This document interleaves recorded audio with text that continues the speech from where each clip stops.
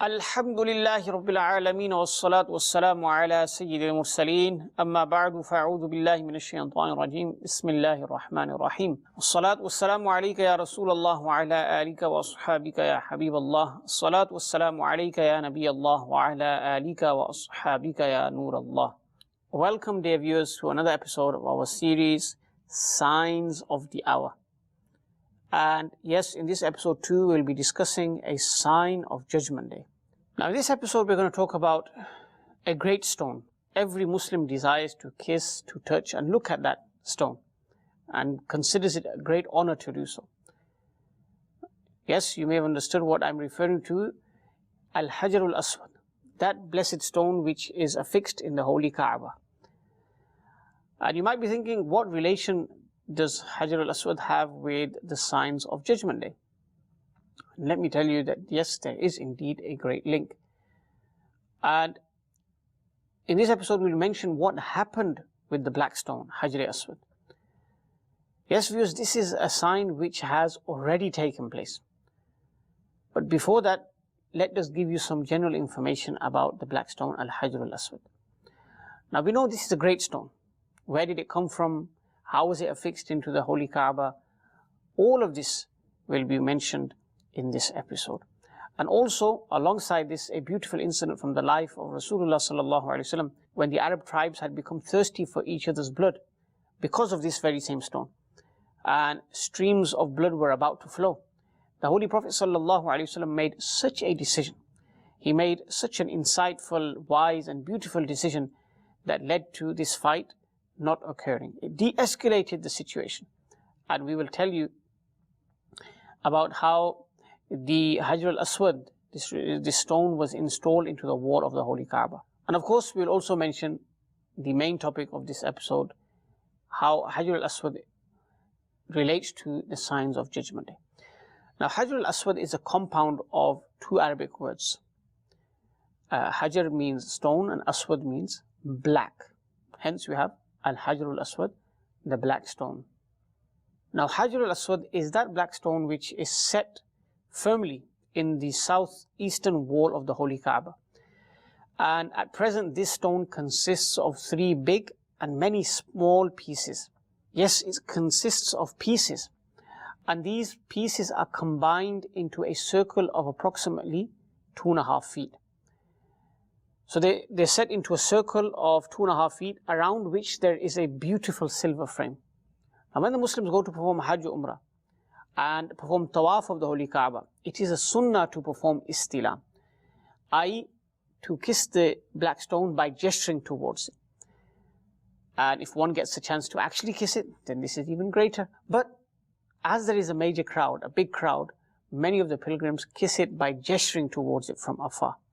And the fortunate person who is able to kiss it physically, when he gets a chance, he knows that there is no stone in the world like the black stone. That when a person kisses it, the amount of pleasure he attains and the amount of surur, comfort that enters the hearts of the devotees of the Prophet sallallahu alaihi wasallam, this is indescribable. Subhanallah. Now, where has this stone come from? Sayyidina Adam alayhi salam brought this stone with him from Jannah, from paradise. And whilst constructing the Holy Kaaba, he fixed it into one side. Now, the Holy Kaaba, which Sayyidina Adam ala nabina alayhi salatu wassalam built, was raised towards the heavens during the flood of Sayyidina Nuh alayhi salam. And this sacred stone, the black stone, was placed on Mount Abu Qubais. Now, this was a huge flood, a massive storm. There was water everywhere. And this stone was where? Mount Abu Qubais. Now, Mount Abu Qubais, this mountain exists even today. And it's adjacent to the Holy Haram. And there is a huge mountain besides Safa and Marwa. You might have seen it, on which there is a big palace as well. You can see that mountain today. That is Mount Abu Qubais. So Hajar al-Aswad was placed on Mount Abu Qubais. And when Sayyidina Ibrahim and his son Sayyidina Ismail alayhim as-salam, when they rebuilt the Holy Kaaba, Sayyidina Jibreel alayhi salam brought them the stone once again. Now, Sayyidina Ibrahim alayhi salam, he, just as it was before, he affixed this stone into the wall of the Holy Kaaba with his own blessed hands. Now, Al-Hajar al-Aswad, subhanAllah, is blessed with the honor of kissing the hands of so many prophets, alayhimus salam. And in 606 CE, when the Prophet ﷺ was 35 years of age, a very strange incident occurred.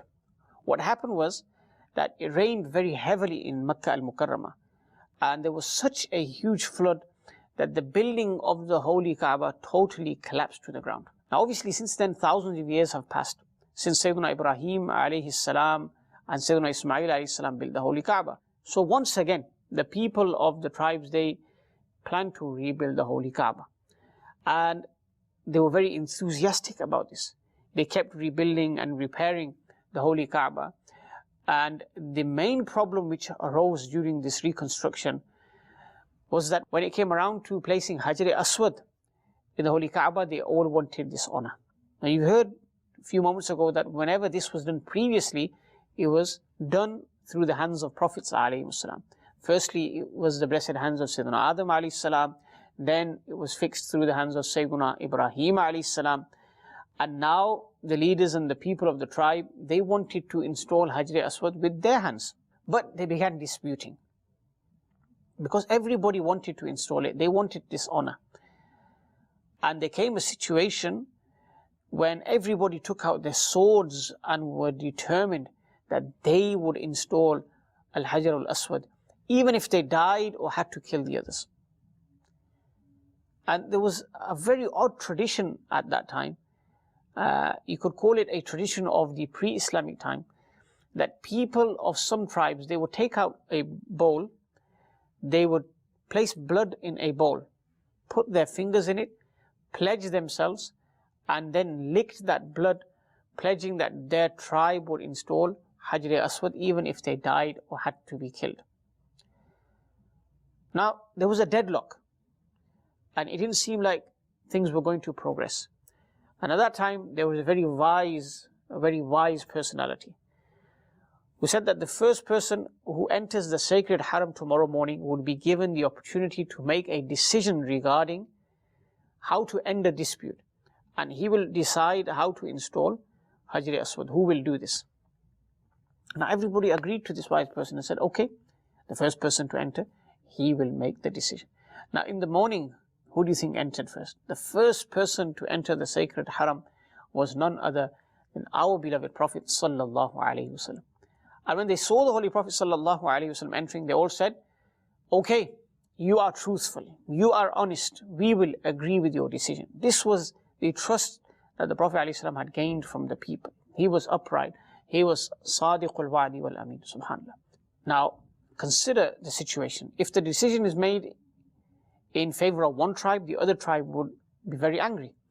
But what was the decision that the Prophet ﷺ made, subhanallah? And look at the wisdom that Allah subhanahu wa ta'ala had bestowed upon him. And he had tremendous decision-making power, sallallahu alayhi wa sallam. The Prophet sallallahu alayhi wa sallam said, bring a big shawl, a large shawl, and place Al-Hajar al-Aswad on it. Then he sallallahu alayhi wa sallam announced that each tribe should send one representative of theirs who will come forward to install Al-Hajar al-Aswad. So each tribe presented their chief or representative. Now, the beloved Prophet sallallahu alaihi wasallam said, everybody should hold a corner of the shawl. All of them held the shawl which had Hajar Aswad on it. The shawl was brought near the Holy Kaaba, and our beloved Prophet sallallahu alaihi wasallam installed Al-Hajar al-Aswad in its place with his own blessed hands. Subhanallah. It was as if Hajar al-Aswad became so fortunate that the Prophet sallallahu alaihi wasallam installed it once again in the Holy Kaaba with his own merciful and blessed hands. Subhanallah. And the dispute that was going on, this disagreement that could have led to bloodshed, all of that had finished now. Now the tribes, they all participated in carrying the shawl, and the Holy Prophet ﷺ installed Hajar Aswad in the Holy Kaaba. Now this black stone itself, Al-Hajar al-Aswad, there are many blessings mentioned in the hadith regarding it. Let me share one or two of those ahadith with you, and then we'll move on to the sign of Judgment Day, which has taken place in regards to Al-Hajar al-Aswad. The Holy Prophet ﷺ said, Al-Hajar al-Aswad and Maqamu Ibrahim are from the rubies of paradise. Allah Almighty has extinguished their light. Had Allah Almighty not terminated their light, then the area between the east and the west would have become illuminated. Meaning, viewers, Al-Hajar al-Aswad and Maqam Ibrahim have been declared a ruby from the rubies of paradise. Subhanallah. How fortunate are those pilgrims who see Hajar al-Aswad and they observe Maqam Ibrahim with their own eyes, and they also kiss it as well. Subhanallah. Let's listen to one more hadith. The Holy Prophet ﷺ said, when Al-Hajar al-Aswad came from paradise, it was even whiter than milk. Yes, even whiter than milk. Now that's amazing, isn't it? Because when we look at Al-Hajar al-Aswad, and even the name tells us it's a black stone. Aswad means black. But when it came from paradise, it was white, pure white. And the Prophet ﷺ said it was whiter than milk. Then why has it become black? Dear viewers, it has been blackened by the sins of the offspring of Sayyidina Adam alayhi salam. Meaning it has turned black because of the sins of human beings. And this hadith is found in Tirmidhi. Now let's move to the great sign and incident which I hinted towards in the beginning. And I mentioned that this sign of Judgment Day has already taken place. This event took place in the year 317 Hijri, 8 Dhul Hijjah. Those days, the Karamita sect, they had grown quite powerful. They were a very mischievous people, and they began to lose strength in the year 366. And by 400 Hijri, their names were annihilated. Their teachings and beliefs were fallacious, and they would go against Islamic Sharia rulings. Now, such teachings resulted in dire consequences. Now, what happened was that people became involved in sins and evils of every kind. And one of their teachings, an example of their evil teachings, was that they taught that their opponent's blood is lawful for them. Their opponent's blood is halal for them. They used to go to such extremes in shedding blood that al-iyadu billah. Now this Karamita sect, they would destroy any city that they would enter. They would destroy the entire cities, wherever they would go to battle. Now when these people reached Al-Makkah Al-Mukarramah in the time of Muqtadar Billah, the chief of the Karamita, Abu Tahir Sulaiman ibn al-Hasan, attacked Al-Haram al-Sharif. He attacked the Holy Kaaba and massacred so many people. Yes, so many massacres occurred in Makkah Park that the well of Zamzam was filled with the corpses of pilgrims. Astaghfirullah. About 30,000 innocent people from the city and the suburbs were martyred, including 1,700 pilgrims and 700 performers of tawaf. People who were doing tawaf of the Holy Kaaba. In Makkah Al-Mukarramah, such an incident occurred. Now why was this all happening? What was the reason behind it? Such massive bloodshed occurred and so many people were martyred. What did the Karamita want? They wanted to take away the golden roof drain of the Holy Kaaba, which is present even today, and it's made of actual gold. Maqamu Ibrahim, they also wanted to take this, and Al-Hajar al-Aswad. Actually, rather, they wanted to organize Hajj in their own city, just like Abraha. They wanted to demolish the Kaaba and they wanted people to come and perform Hajj in their city. And the leader of the Karamita, he had a desire to take away Hajar Aswad, Maqam Ibrahim and the golden roof drain by any means. Now who was Abraha? Reviewers, if you have recited Surah Fil, and most likely you have, this contains the incident of the elephants. And it's quite a historical Quranic incident in which Abraha came along with his troops of elephants 55 days before the birth of the Holy Prophet ﷺ, and he had the intention to demolish the Holy Kaaba. Why? So that people would come to his city in Yemen to perform Hajj. And this was the same desire that had arisen in the hearts of the Karamita and their leader, that people should come to their city of Hijr and perform Hajj. For this reason, the leader had a splendid palace built as well, and he named it Darul Hijrah. And hence Abu Tahir pulled out the door of the Holy Kaaba. He tore the cover of the Holy Kaaba into pieces and distributed them to his soldiers. And while returning, he announced that from then on, Hajj would be performed in his city. Astaghfirullah. Yes, dear viewers, such a time also came upon the Ummah. And at the time of this attack, when two people climbed the holy Kaaba to detach the roof drain, at once they fell headlong onto the ground and left for hell. Maqam Ibrahim remained safe because the servants of the holy sanctuary of that time had hidden it in a valley of a mountain. But on 14th Dhul Hijjah 317 Hijri, at the time of Asr, Ja'far bin Hallaj pulled out Al-Hajr al-Aswad and took it away to Hijr with them. And the place of Hajr al-Aswad was left empty. You can imagine, the Hajr al-Aswad has been taken from Makkah Park. And the place where Hajr al-Aswad was, it was empty now. And it remained with them. The Islamic governments of that time tried a number of times. They demanded that it should be returned to them. The Karamita were even offered 50,000 red dinars. They were offered a big amount, but to no avail. Then, because of the interference of the Fatimids, the demand for the return grew intense, and Abdullah al-Mahdi also sent Abu Tahir a letter, and he wrote that if you do not return Hajr Aswad, then you should prepare for war. So the Karamita, they made the excuse that it had been mixed up with other stones. It was not possible to separate it. We don't have any identification of Hajr Aswad. How can we return it? If you have any identification, then you can come and you can find it. Now, a board of scholars, they put their heads together and they decided that all those stones should be thrown into fire. The stone which was Al-Hajr al-Aswad would not burn and crack in the fire because Al-Hajr al-Aswad had come from paradise. Subhanallah. And anything that comes from paradise will not be burnt, will not be affected by fire. And this way, they will prove the superiority of this blessed stone.